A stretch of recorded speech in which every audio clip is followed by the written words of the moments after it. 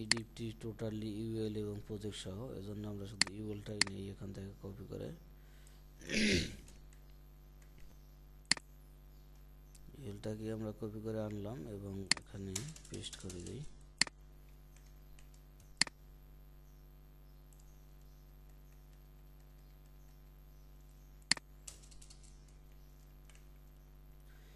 এখন এখানে আমাদের যে কাজগুলো হবে সেই কাজগুলো হলো, আমাদের ইউএল মেনু অপশনটা নিয়ে আসলাম। এখানে মেনু অপশনটি আনার পরে আমরা এই লাইনটি কপি করলাম, এই লাইনটি কপি করে এই শো অল এই অপশনটার পরে দিতে হবে, অবশ্যই পরে দিতে হবে, আর আগে দিতে হবে। আর যদি পরে দিই তাহলে কি হয় সেটা আমি করে দেখাবো। এরপরে আমাদের এখানে কি লাগবে, এখানে লাগবে আমাদের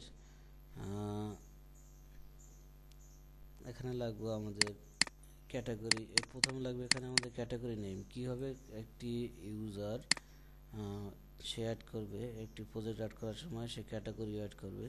ক্যাটাগরিটি আপনার এখানে মেনু হিসেবে শো করবে আর প্রজেক্টগুলো এখানে শো করবে। তো প্রথমে আমাদের প্রয়োজন ক্যাটাগরি নেমটি। ক্যাটাগরি নেমটি আমরা এখানে কল করব। ক্যাটাগরি নেম কল করার জন্য আমরা ব্যবহার করব পোর্টফোলিও টেক্সট নেম। এটা এখানে ডাবল ক্লিক করলে আমরা দেখতে পাবো যে এখানে আমাদের কল করা হয়েছে ফোর্স দিয়ে, যে আর কি এখানে আমাদের ট্যাক্সোনমি নেমগুলো চলে আসবে। এখন ট্যাক্সোনমি নেমের সাথে সেই ট্যাক্সোনমির স্ল্যাগটা যেন এখানে আসে, এজন্য আমরা স্ল্যাগের এই কোডটি নিয়ে যাব। আমি কাজ শেষে আবার একবার বুঝিয়ে দেব। এখানে খেয়াল করুন, আমাদের এই এই যে পয়েন্ট দশমিকটি এখানে দরকার আছে, এটি কাটবেন না। যদি কাটেন তাহলে কি হয় সেটাও আমি দেখিয়ে দেব। তো এবারে আমরা শুধু একটা ডাইনামিক করলে সকলগুলো পেয়ে যাবে, এজন্য আমরা শুধু একটি ডাইনামিক করলাম, কোড বসালাম এবং আমরা শেষে ইন ফোর্স দিয়ে দেব। কারণ এই যে ফোর্স আমরা শুরু করেছি, ফোর্স শেষ করতে হবে। এই ফোর্স আমার গতকালকে রাত্রে আমি প্র্যাকটিস করছিলাম, তখন আর কি ইনফোর্স দিতে ভুলে গিয়েছিলাম, যার কারণে আমার অনেক ঘুরতে হয়েছে। কি সমস্যা বারবার এগুলো দেখাইতেছে, অনেক পরে বুঝতে পারলাম যে আসলে আমি ইনফোর্স দেয়নি, ইনফোর্স। তো সেক্ষেত্রে আমাদের এখন আর এই সেকশনটি লাগতেছে না, এই সেকশনটি আমরা ডিলিট করে দিলাম। আমাদের মেনুর কাজ শেষ, এবারে আমাদের প্রজেক্টের কাজ। এখন প্রজেক্টের জন্য প্রজেক্ট শুরু আমাদের এখান থেকে, আমাদের পোর্টফোলিও এটি শেষ। এবারে এটি এখানে নিয়ে আসি। আমাদের এখানে দিতে হবে কি কি দেখেন, আপনার যে প্রত্যেকটা সিঙ্গেল যে আর কি প্রজেক্ট আছে, সেই প্রজেক্টের টোটাল এরিয়াটার ডিপটি এখানে আমরা নেব। তো আমাদের টোটাল প্রজেক্টের এরিয়া হলো এটা, আর এই হলো সিঙ্গেল প্রজেক্টগুলো, এগুলো হলো সিঙ্গেল প্রজেক্ট, আর টোটাল এরিয়া হলো এটাতে, টোটাল এরিয়া এটাতে। এজন্য আমরা এরিয়াটা নেব, এরিয়াটা কপি করলাম, কপি করে এখানে পেস্ট করে দিলাম। অবশ্যই এদিকে সতর্কতা অবলম্বন করবেন যেন আপনার কোটেশন একটাও কেটে না যায়। একটা কোটেশন কাটলে কিন্তু সকল কোড কাজ করবে না, এজন্য কোটেশনের দিকে খেয়াল রাখবেন। আর এই ডিপটি শেষ করতে হবে, এখানে এসে আমরা একটি কেটে দিই। আমাদের এখানে একটি ডিপ থেকে শুরু, একটি ডিপি আছে এখানে, সেই ডিপটি ক্লোজ করলাম।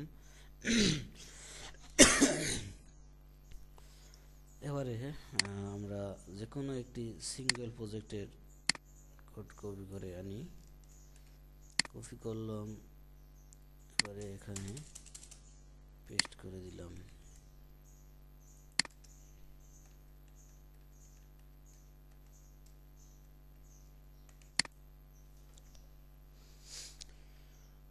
এবারে আমরা কিন্তু দেখেছিলাম যে প্রজেক্টটিতে আমরা এই যেমন দেখলাম একটু আগেই, যে ক্যাটাগরি সিলেক্টটি আমাদের এই সিঙ্গেল যে এরিয়াটা আছে, সিঙ্গেল এরিয়াটার প্রথম ডিপেই ক্যাটাগরি সিলেক্টটা ক্লাস হিসাবে অ্যাড হতে হবে। এজন্য আমরা সিলেক্টটাকে আমাদের এখানে অ্যাড করার জন্য আমরা ব্যবহার করব আইটেম ক্লাসেস সেক্ষেত্রে কী হবে, পোর্টফোলিও ক্যাটাগরি নামে যে আমাদের যে অপশনটি আছে, এই যে পোর্টফোলিও ক্যাটাগরি নামে যে অপশনটি আছে, পোর্টফোলিও ক্যাটাগরিতে যে ক্যাটাগরিটি অ্যাড করা হবে সেই ক্যাটাগরিটি আমাদের আর কি, সেই ক্যাটাগরিটি শো করবে আইটেম ক্যাটস কল করলে, আর ক্যাটাগরি স্ল্যাগ শো করবে আইটেম ক্লাসেস কল করলে।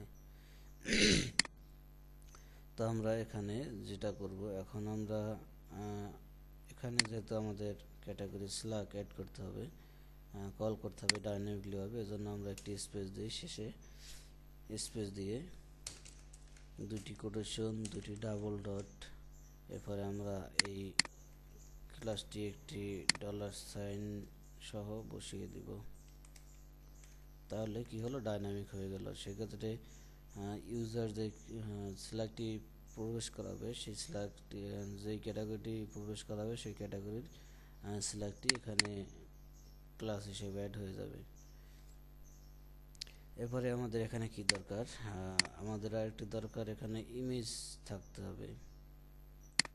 এই সেরিয়ে দিয়ে এখানে ইমেজ কল করা হয়েছে। তো আমরা ইমেজ ডাইনামিকের জন্য আমরা এই কোডটি ব্যবহার করব, এখানেই আছে।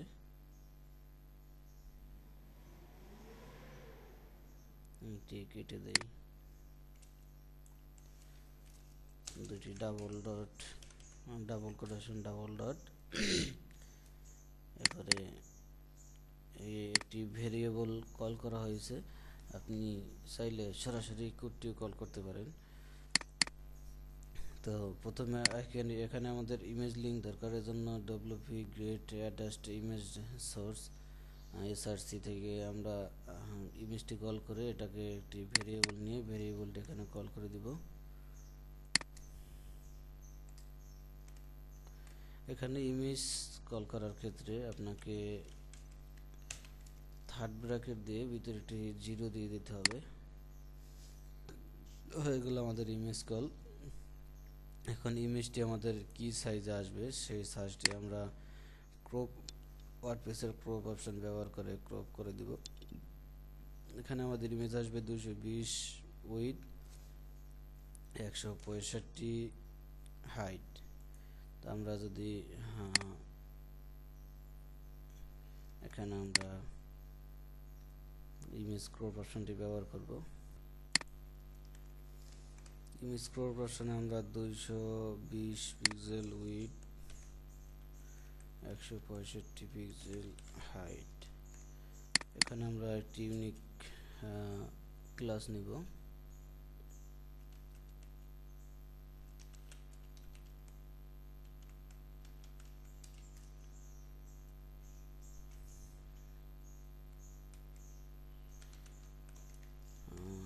এখানে নিয়ে আসে, এটা নিয়ে আসি, এটাকে কপি করে দেই,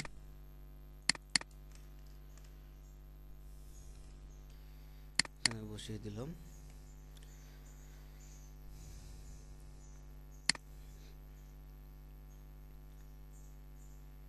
এবারে আমরা পুরন যে আগে ডাটা ছিল ওটা ডিলিট করে দিলাম শর্টকাট থেকে। আমার ডাটা, আমাদের ডাটা। এবারে এখানে যদি চাই যে ক্লিক করার পরে আর কি, এখানে যেমন দেখুন ক্লিক করলে একটি ইমেজ আসে। তো এই ইমেজটি এখানে আর কি বড় ইমেজ হবে। প্রথমে একটি ইমেজ থাকে ছিল এখানে আমার ডিজাইন করা, ডিজাইন অনুপাতে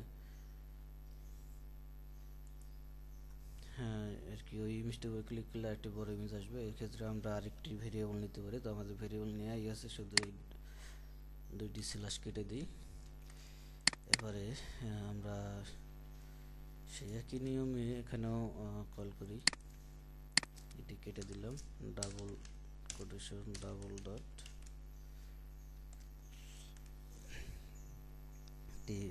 $সাইন দিয়ে ভেরিয়েবলটা বসিয়ে দিলাম। এবার থার্ড ব্র্যাকেট দিয়ে 0। এবারে আমরা কত সাইজের চাই সেই সাইজটি আবার আমরা এই ক্লাসটি দিয়ে ক্রপ করে নিয়ে আসবো। ক্রপ করার সুবিধা অবশ্যই জানেন নিশ্চিত, আবার একটু বলি যে ক্রপ করার সুবিধা হলো যে ইউজার ইউজার যদি আপনার দেখা যায় যে 1000 পিক্সেলের একটি ইমেজ আপলোড করলো, কিন্তু আপনার 1000 পিক্সেল এখানে দরকার নেই। আপনার এখানে মনে করেন যেমন 220 220 বাই 165 সাইজের ইমেজ দরকার। তো ইউজার যদি বড় ইমেজ আপলোড করে সেক্ষেত্রে অটো আপনার ক্রপ হয়ে এখানে আর কি এই ক্লাসটিতে কল হবে। এই ক্লাসটি আবার এখানে আসবে। এখান থেকে আপনার এই ক্লাস আর কি আপনি যে পোস্টটি করবেন, পোস্টটি কল হবে। কল হওয়ার পরে এই ক্লাসটি পাওয়ার পরে এই ক্লাসটিতে ফাংশন ডট পিএসপি থেকে এই সাইজের ইমেজটি ক্রপ হয়ে যাবে। ক্রপ হয়ে ভেরিয়েবলে চলে আসবে, ভেরিয়েবল থেকে আবার এখানে চলে আসবে আর কি। বোঝানোর সুবিধার্থে আমি এরকম বললাম। আর এরকম হয়তো বা সিনিয়রদের মতে এরকম বোঝানো নাও হতে পারে। তো আশা করি আপনারা বুঝে নেবেন আর কি, ভুল ত্রুটি ক্ষমার দৃষ্টিতে দেখবেন। তো এখানে আমরা যদি যেহেতু আর একটি বড় ইমেজ নেওয়া দরকার, এই জন্য আমরা আরেকটি ভেরিয়েবল এখানে কল করলাম এবং এই ক্লাসটি দিয়ে বড় একটি আবার ক্রপ অপশন দিই। এখানে ক্লাসটি দিয়ে দিলাম, নতুন ক্লাসটি। আর মনে করেন এখানে আমি উইডথ দিব, উইডথ দিলাম 600 পিক্সেল আর হাইট হবে মনে করেন 400 পিক্সেল। বাস আমাদের কাজ শেষ। এবারে আমরা এটি ডাইনামিক করার পরেও কিন্তু আমাদের এই কোডটি এখানে আর কি এখনও আছে। তো এখন এই কোডটি আমরা চাইলে ডিলিট করে দিতে পারি। আমরা এখনই ডিলিট করলাম না, আমরা কমেন্ট করে রেখে দিই। কমেন্ট করে এটি ডিসেবল করে রেখে দিই। এরপরে আমরা শর্টকাটটি ব্যবহার করে দেখি আসলে আমাদের আসলো কিনা।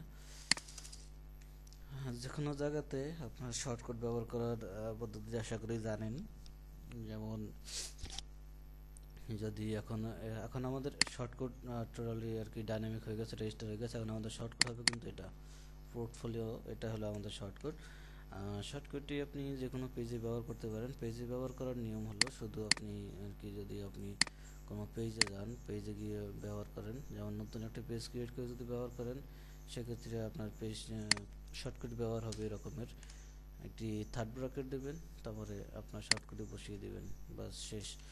আর এখানে আমরা টেমপ্লেটের ভিতরে ব্যবহার করতেছি। আর টেমপ্লেটের ভিতরে বা যে কোনো উইজেটে যদি আপনি ব্যবহার করতে চান সেক্ষেত্রে এখানে ডু শর্টকাট ব্যবহার করতে হয়।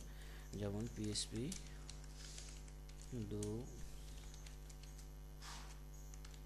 ডু শর্টকাট, এখানে একটি হবে, ভুল হয়েছে পুরোটাই, ইকো হবে ডু শর্টকাট ফার্স্ট ব্র্যাকেট দেবেন। পিএসপি এরকম শেষ করে এবারে একটি সিঙ্গেল কোটেশন দিবেন, তারপরে তার ভিতরে আমাদের শর্টকাটটি বসিয়ে দেবেন। শর্টকাটটি থার্ড ব্র্যাকেটের ভিতরে হবে এরকম। এখন আমরা যদি দেখি এখানে আমাদের কোনো প্রজেক্ট শো করতেছে কিনা, যেহেতু আমরা কোনো প্রজেক্ট অ্যাড করিনি এখনো, শো না করারই কথা। আমরা যদি আমাদের পোর্টফোলিওতে যাই সেক্ষেত্রে আমরা কি দেখতে পাবো, কিছুই নেই। এখন আমরা এখানে প্রজেক্ট অ্যাড করি, নিউ অ্যাড নিউ কারণ দিলাম। আমরা এখানে টাইটেল মনে হয় ডাইনামিক করতে ভুলে গিয়েছি। Project title project name. এখানে একটি কথা যে আমরা টাইটেলের জন্য সাধারণত আমরা জেনারেল লিখি এরকম